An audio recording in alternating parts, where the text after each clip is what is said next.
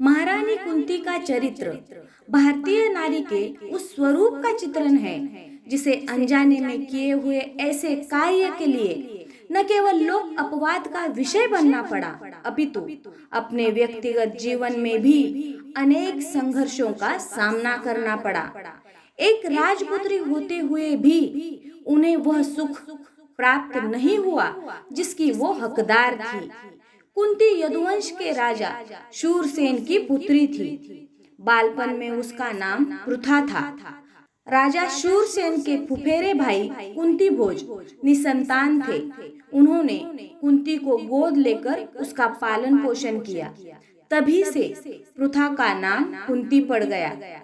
कुंती बाल्यकाल से ही अतिथि सेवी तथा साधु महात्माओं में अत्यंत आस्था रखने वाली थी। एक बार महर्षि दुर्वासा महाराज कुंती भोज के यहाँ आए और बरसात के 4 महीनों तक वही ठहर गए। उनकी सेवा का कार्य कुंती ने संभाला। महर्षि दुर्वासा राजकुमारी कुंती की अनन्य निष्ठा और सेवा से परम प्रसन्न हुए और जाते समय कुंती को देवताओं के आवाहन का मंत्र दे गए। उन्होंने कहा कि संतान कामना से तुम जिस देवता का आवाहन करोगी वो अपने दिव्य तेज से तुम्हारे समक्ष उपस्थित हो जाएगा और उससे तुम्हारा कन्या भाव भी नष्ट नहीं होगा। दुर्वासा के चले जाने के पश्चात राजकुमारी कुंती ने कुतूहलवश भगवान सूर्य का आवाहन किया। फलस्वरूप सूर्यदेव के द्वारा सूर्यपुत्र कर्ण की उत्पत्ति हुई। लोकापवाद के भय के कारण उन्होंने नवजात कर्ण को एक टोकरी में रखकर नदी में छोड़ दिया। वो टोकरी नदी में स्नान करते समय अधिरथ नाम के सारथी को मिली। उसने कर्ण का लालन पालन किया। कुंती का विवाह हस्तिनापुर के सम्राट महाराज पांडु से हुआ था। वास्तव में कुंती का वैवाहिक जीवन आनंदमय नहीं हुआ। आरंभ में उन्हें कुछ सुख मिला, किंतु आगे चलकर उन्हें दुख ही दुख मिले। विवाह के कुछ दिनों पश्चात ही महाराज पांडु ने माद्री से दूसरा विवाह किया। एक बार महाराज पांडु के द्वारा मृग रूपधारी किंदम मुनि की हत्या हो गई। मुनि ने मरते समय उन्हें श्राप दे दिया। इस घटना के पश्चात महाराज पांडु ने सब कुछ त्याग कर वन में रहने का निश्चय किया। महारानी कुंती तथा माद्री भी पति सेवा के लिए वन में चली गई। पति के आदेश से कुंती ने धर्म पवन और इंद्र का आवाहन किया, जिससे धर्मराज युधिष्ठिर, महाबली भीम और महारथी अर्जुन की उत्पत्ति हुई। महाराज पांडु की दूसरी पत्नी माद्री को भी कुंती ने अश्विनी कुमारों से आवाहन का मंत्र बतलाकर उन्हें नकुल और सहदेव की माता बनने का सौभाग्य प्रदान किया। कुछ दिनों पश्चात महाराज पांडु का निधन हो गया। माद्री कुंती की सौतन थी। महारानी कुंती का व्यवहार माद्री के प्रति बहुत ही अच्छा था। माद्री अपने बेटों को कुंती को सौंपकर सती हो गई थी।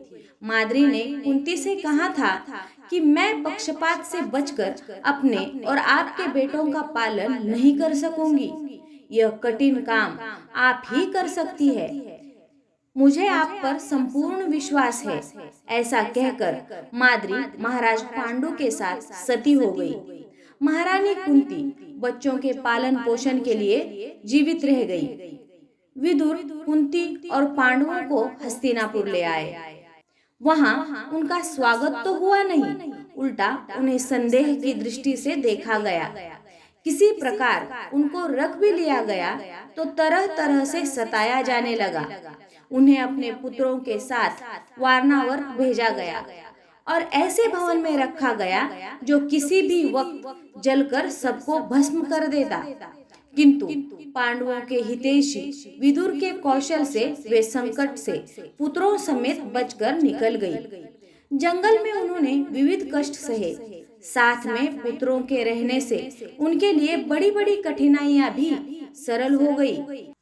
इन्हीं कष्टों के बीच में उनको पुत्रवधू द्रौपदी की प्राप्ति हुई। इससे उन्हें कुछ संतोष हुआ। इसी बीच उन्हें धृतराष्ट्र ने हस्तिनापुर में बुलाकर अलग रहने का प्रबंध कर दिया, जिसमें कोई झगड़ा बखेड़ा न हो। यही थोड़ा सा समय था जब कुंती को कुछ आराम मिला। इसके पश्चात दुर्योधन ने युधिष्ठिर को द्यूत में हराकर शर्त के अनुसार वनवास करने को भेज दिया। इस वनवास के समय कुंती को अपने पुत्रों से अलग हस्तिनापुर में रहना पड़ा। उनके लिए यह बहुत बड़ा संकट था। उन्होंने हस्तिनापुर से युधिष्ठिर के पास संदेशा भेजा था। वह उन जैसी वीर पत्नी और वीर माता के अनुरूप था। वे नहीं चाहती थी कि संकट में पड़कर उनके पुत्र आत्मसम्मान को खो बैठे। संकट सहते सहते उन्हें संकटों से एक प्रकार का प्रेम हो गया था। इसी से एक बार श्री कृष्ण के वरदान देने को तैयार होने पर कुंती ने कहा था कि यदि मैं धन दौलत अथवा और कोई वस्तु मांगूंगी तो उसके फेर में पड़कर तुम्हें भूल जाऊंगी। इसीलिए मैं जिंदगी भर कठिनाइयों से घिरी रहना पसंद करती हूँ। उनमें फंसे रहने से मैं सदा तुमको स्मरण किया करूंगी। जेठ जेठानी धृतराष्ट्र और गांधारी के पुत्रों ने यद्यपि कुंती के पुत्रों को कष्ट देने में कुछ कमी नहीं की थी, फिर भी वे सदा जेठ जेठानी का सत्कार किया करती थी। पांडवों को राज्य प्राप्त हो जाने पर कुछ समय के बाद जब धृतराष्ट्र गांधारी के साथ वन को जाने लगे, तब कुंती भी उनके साथ हो गई। धृतराष्ट्र आदि ने उनको घर रखने के लिए बहुत बहुत समझाया। वे रोए गिड़गिड़ाए भी, किंतु वे नहीं लौटी। उन्होंने धर्मराज से स्पष्ट कर दिया, मैंने अपने आराम के लिए तुमको युद्ध करने के लिए नहीं कहा था। युद्ध कराने का मेरा उद्देश्य यह था कि तुम संसार में वीर की भांति जीवन व्यतीत कर सको। उन्होंने वन में जाकर अपने जेठ जेठानी की सेवा जी जान से की। इस दृष्टि से उसका महत्व गांधारी से भी बढ़ जाता है। गांधारी को संतान प्रेम था। वे अपने पुत्रों का भला चाहती थी। यद्यपि दुर्योधन के पक्ष को न्याय विरुद्ध जानकर उन्होंने उसे विजय का आशीर्वाद नहीं दिया था, फिर भी माता का हृदय कहाँ तक पत्थर का हो जाता। उन्होंने कुरुक्षेत्र का संहार देख अंत में श्री कृष्ण को श्राप दे ही डाला। किंतु कुंती ने हजार कष्ट सहने पर भी ऐसा कोई काम नहीं किया जिससे उनके चरित्र का महत्व कम हो जाए। उनमें इतनी अधिक दया थी कि वे एक चक्रा नगरी में रहते समय अपने आश्रयदाता ब्राह्मण के बेटे के बदले अपने पुत्र भीमसेन को राक्षस की भेंट करने को तैयार हो गई थी। यह बात भिन्न है कि उस राक्षस से भीमसेन 21 निकले और उसे मारकर उन्होंने बस्ती वालों का संकट काट दिया। कुंती इतनी उदार थी कि उन्होंने हिडिंबा राक्षसी को भी पुत्र वधू मानने में आपत्ति नहीं की। इन सभी में वह अपने पुत्र कर्ण को बहुत याद करती थी। उन्हें सदैव लगता था कि उनसे गलती हुई जिसका भुगतान सूर्यपुत्र कर्ण को करना पड़ा, किंतु उनके पास इसका कोई निवारण नहीं था।